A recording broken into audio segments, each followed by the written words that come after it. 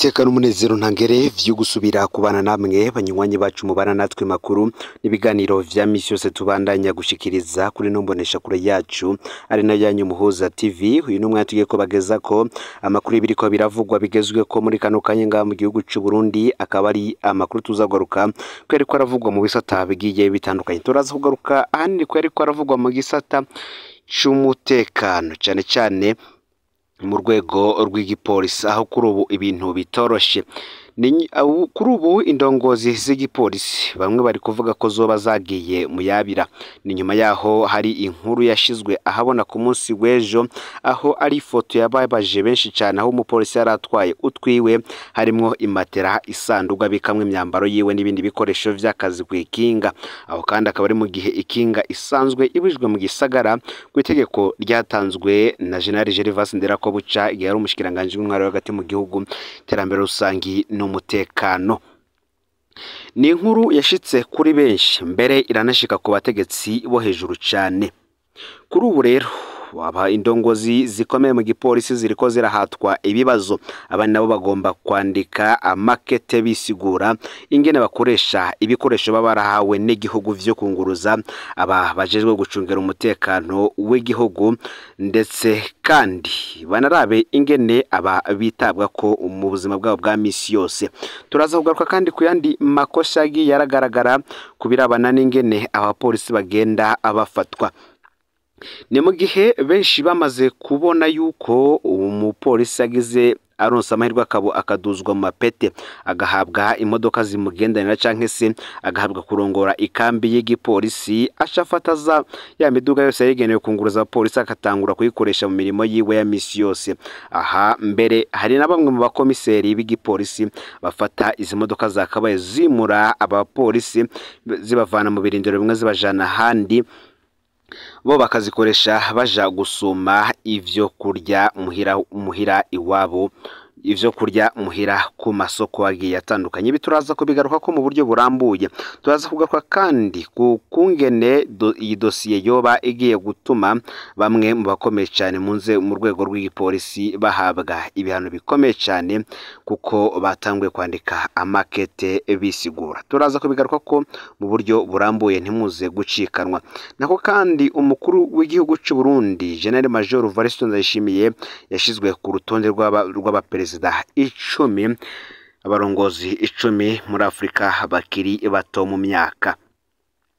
Uru rutonde rukaba ruriko abaperezida 10 batwara ibihugu vya Afrika, harimo Ibrahim Traoré wa Burkina Faso afise imyaka 36, Mahamat Idriss Déby w'igihugu ca Chad afise imyaka 40, Assimi Goïta arongoye Mali, Bassirou Diomaye Faye w'imyaka 44 arongoye Senegal, hakazamo Mamadou Doumbouya arongoye Guinée ku myaka 44, kazamo Brice Corté Nguema afise imyaka 49, akaba arongoye igihugu ca Gabon, hakazamo Andry Rajoelina arongoye Madagascar afise imyaka 52, hakazamo kandi Omar Sissoko Embalo arongoye Guinée Bissau w'imyaka 52, kazamwo Muswati wa gatatu arongoye Swatini ku myaka 55, ndetse na nyine cubahiro Evariste Ndayishimiye w'igihugu cy'u Burundi ku myaka 55. Evariste Ndayishimiye kandi ku myaka 55 yiwe yashizwe imbere n'umuryango wa Afrika nk'imboneza y'urwaruka rwa Afrika mu isimbatazwa ry'amahoro n'umutekano, akaba n'ubundi ari nawe agira 10 kuri urutonde.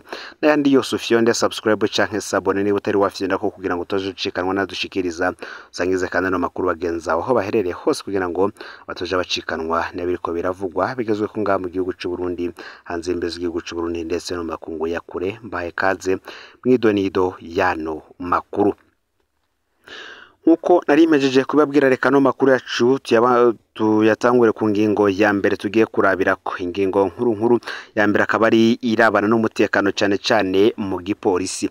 Inyuma yaho ku munsi w'ejo hagaragariye ifoto y'umupolisi ariko yiyunguruza afise yiyunguruza kwikinga, ubwo bamwe bavuga ko yari yimuwe aho yahora akorera amabanga arangura amabanga yiwe ya misi yose mu gipolisi, atwaye ibikoresho vyiwe kwikinga. Ni inkuru yababaje abantu benshi gushika naho ku mbuga ngurukana bumenyi ndetse no mu mirwi imwe n'imwe ya WhatsApp iyo nkuru yagiye irahanwa cyane. Kuri ubu rero ibintu ntivyoroheye zimwe mu ndongo zikomeye cyane ziri mu rwego rw'igipolisi.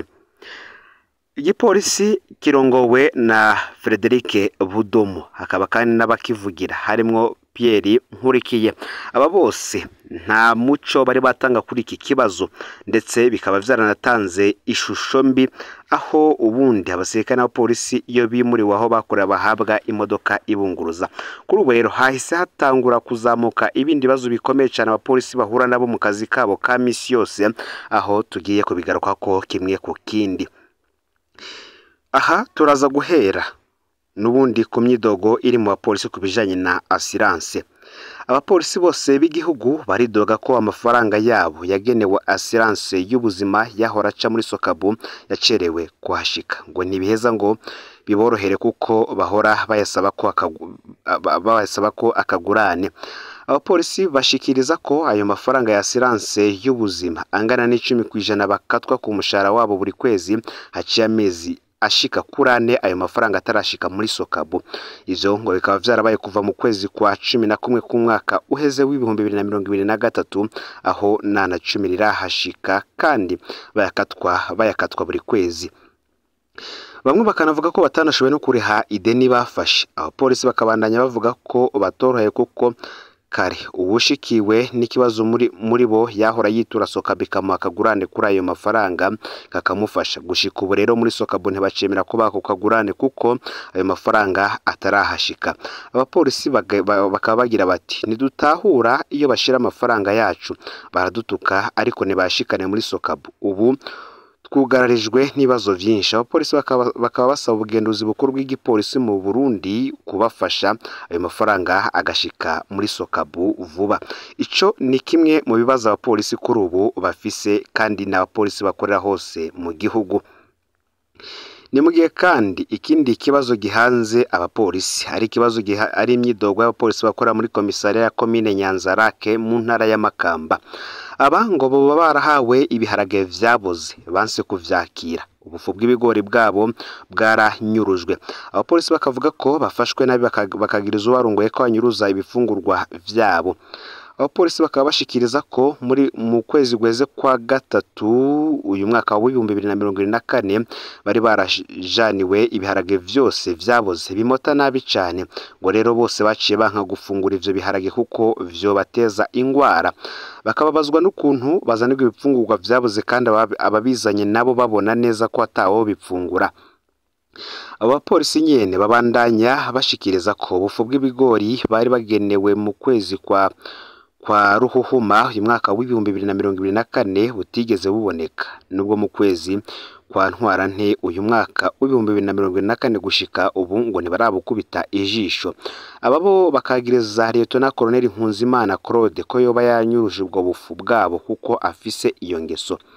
Nkuko babanarije kandi babishikiriza abarongoye kenshi ngo yama yanyuruje ibifungurwa vyabo.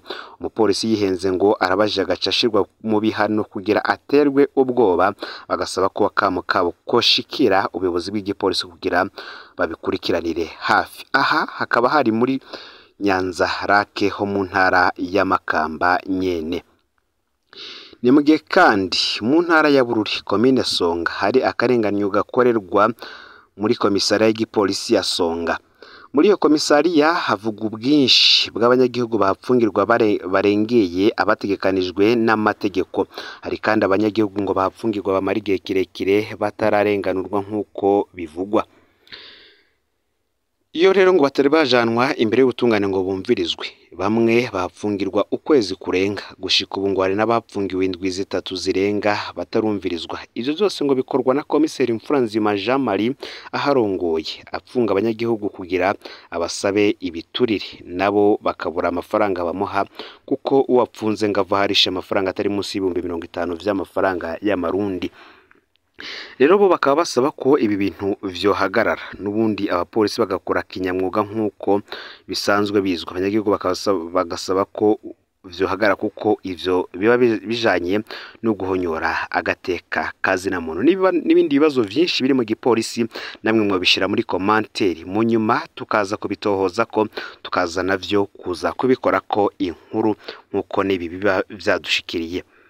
ni mugihe kandi hari amakuru ariko aravugwa ko hari umuyabaga yoba apfunzwe yapfuye mu buryo burimwo igipfungu. Uyu akaba ari umuyabaga, akaba ari umupfungu azwi ku izina rya Razoke w'imyaka 15. Yarapfuye kuri wa kabiri w'iyindwi mu gihe yarapfungiwe mu gasho ka komisariya y'igipolisi c'intara ya Ruyigi mu buseruko bw'u Burundi. Uyu akaba yaraturuka muri quartier Gasanda ku mugwa mukuru w'intara, akaba kandi yari bana we nyene n'umuvyeyi wiwe Sylvie batazira mama Kabebe.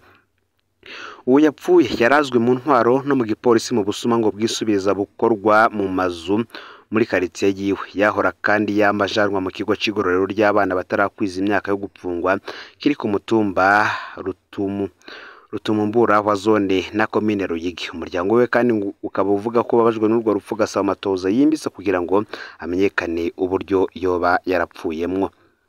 Reka tubirambure. Amasoko yegereye umuryango wiwe amenyesha ko umuyabaga yasohotse ava mu kigo c'igororero hari haheze indwi zibiri, ariko ko atigeze ataha muhira hari haheze iminsi 3. Ayo masoko nyene yemeza ko ku muhingamo kuri uyu wa mbere Razake yabonywe mu gace kitwa ku Kabebo hari ubunywero bujamwe abantu bafise amikoro make. Bamwe bavuga ko Razake yavuga ko yavuye muri zone Rusenga aho yari yagiye mu vyiwe. Abanyagihugu bo muri ako gace bo bango baraciye batabaza igipolisi bamubonanye urumogi. Igipolisi ngo cace kimuhagarika kimujana kumupfungira mu gasho ka komisariya y'intara kugira ngo arenguke imbere y'ubutungane. Muri iyo komisariya bakavuga ko yagerageje gutoroka bica birahinduka nabi. Ayo masoko akamenyesha ko uwo muhungu yashitse muri komisariya akomeye yaranagiye ngo mu biro vy'inyamiramabi kubazwa. We barahavuye atoroka hafi isaha 11 z'umugoroba. Abararizi b'ibohero rikuru rya Ruyigi bakaba baramusanze akiboshe kandi ari ikiruruma mu murima w'ibiharage uri hagati ya komisariya n'ibohero rikuru rya Ruyigi, ari ikiruruma ariko batazi cabiteye. Akaba yarahavuye apfira ku bitaro vy'akarere k'ubuvuzi ka Ruyigi mu gitondo cyo kuri uyu wa kabiri w'iyindwi. Amasoko mu gipolisi yo akamenyesha ko amatoza yatanguye mu ntumbero yo kwerekana uburyo yoba yarapfuyemwo. Aya rero niyo makuru agezwe ko muri kano kanya. Ufyonde subscribe canke sabone niba utari wafyenda kugira ngo utojucikanwa nayo dushikiriza. Usangize kandi ano makuru bagenza aho baherereye hose bari ngaha mu gihugu c'u Burundi, hanze mbeze igihugu c'u Burundi ndetse no makungu yakure kugira ngo batoje bacikanwa n'abiriko biravugwa bigezwe ko ngaha mu gihugu c'u Burundi, hanze mbeze igihugu c'u Burundi ndetse no makungu yakure. N'umuhoza TV Imana iba hezagire.